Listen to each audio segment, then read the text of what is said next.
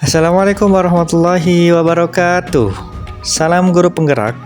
Pada kesempatan kali ini, saya Ahmad Nurul Ulfi, calon guru penggerak angkatan 10 dari Kabupaten Tangerang, instansi SDIT Tarbiyah Robbaniyah, akan memaparkan kesimpulan dan refleksi pemikiran Ki Hajar Dewantara pada tugas koneksi antar materi modul 1.1.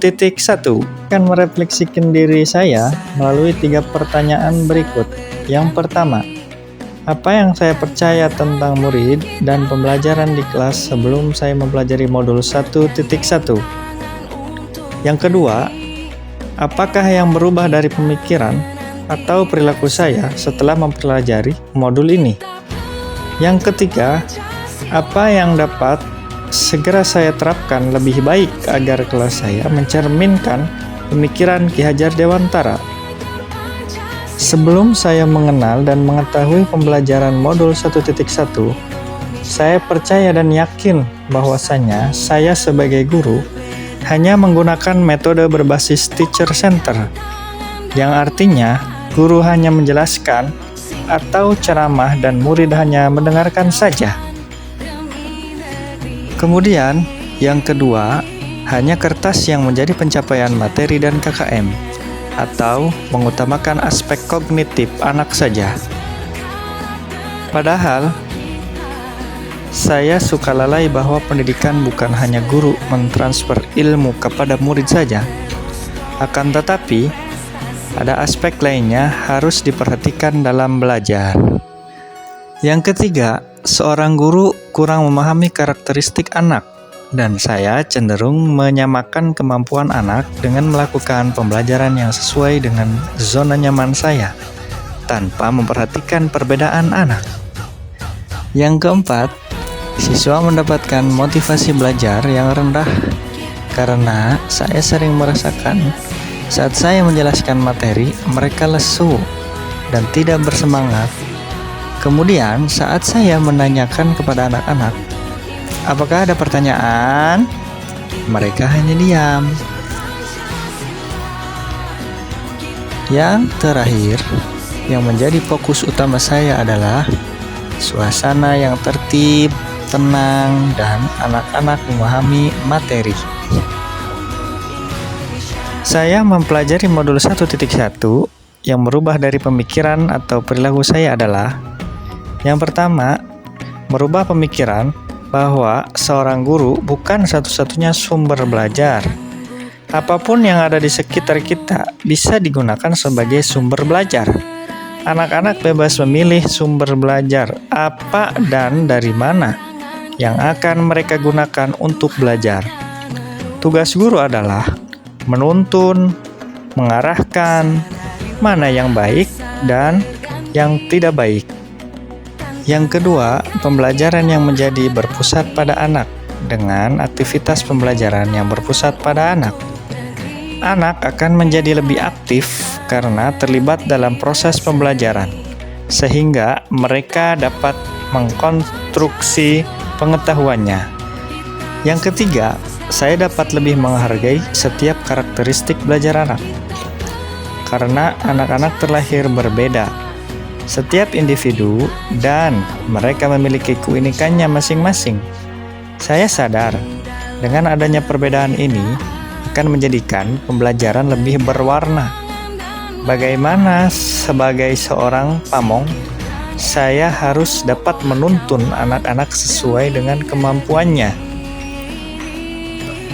Selain itu, setelah mempelajari modul 1.1 ini juga dapat merubah perilaku saya, di mana seorang guru harus dapat mengemas pembelajaran secara menarik agar motivasi belajar siswanya meningkat. Yang kedua, dalam pembelajaran seharusnya seorang guru dapat memerdekakan siswa. Salah satu contohnya adalah memberikan kebebasan kepada anak untuk menyelesaikan setiap tugas sesuai dengan minat, bakat, dan kreativitasnya masing-masing. Sebagai seorang guru, juga harus lebih cermat melihat bakat anak melalui observasi wawancara dan juga pendekatan personal agar kita lebih dekat yang kemudian kelas saya akan mencerminkan pemikiran Ki Hajar Dewantara. Penerapan yang akan saya lakukan di kelas antara lain yaitu: yang pertama, merancang pembelajaran yang interaktif dan menyenangkan dengan melibatkan peserta didik. Yang kedua, menerapkan pembelajaran berbasis kearifan lokal dengan budaya setempat.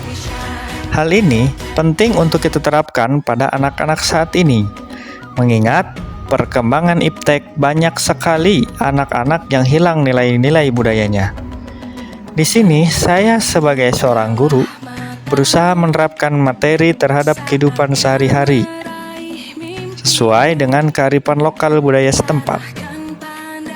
Yang ketiga adalah menerapkan konsep merdeka belajar dan mengintegrasikan setiap pembelajaran dengan pencapaian profil pelajar Pancasila. Konsep merdeka belajar mengajarkan kita bagaimana seorang pendidik dapat memberikan kebebasan kepada anak untuk dapat mengeksplorasi atas pengetahuannya agar mampu menghasilkan ide-ide kreatif dan inovatif dari mereka. Yang keempat, pembelajaran yang mengutamakan aspek budi pekerti. Pembiasaan-pembiasaan baik akan selalu saya teladankan kepada siswa tentang bagaimana mereka bersikap agar menjadi pribadi yang lebih baik. Yang kelima, tidak lagi menuntut, tetapi menuntun. Kita sebagai seorang guru berperan sebagai among dalam penerapannya di kelas. Sesuai dengan pengajaran dan pendidikan dari Ki Hajar Dewantara, kita dapat menerapkan pola asih, asuh, dan asah. Yang terakhir, pembelajaran yang sesuai dengan kodrat alam dan juga kodrat zaman. Sesuai dengan pemikiran Ki Hajar Dewantara bahwa kodrat anak adalah bermain, dan saya akan mengintegrasikan permainan dalam pembelajaran agar suasana kelas menjadi menyenangkan. Terakhir, kesimpulan yang dapat saya sampaikan yaitu dasar-dasar pemikiran dari Ki Hajar Dewantara harus segera kita terapkan dalam proses pembelajaran di kelas ataupun di sekolah, yakni pendidikan adalah menuntun anak sesuai dengan minat dan bakatnya. Pendidikan bukan hanya ilmu akademik saja, namun perlu penanaman budi pekerti yang baik. Demikianlah pemaparan saya tentang koneksi antar materi pemikiran filosofis Ki Hajar Dewantara. Mohon maaf apabila ada salah-salah kata dalam penyampaian. Salam dan bahagia guru penggerak. Assalamualaikum warahmatullahi wabarakatuh.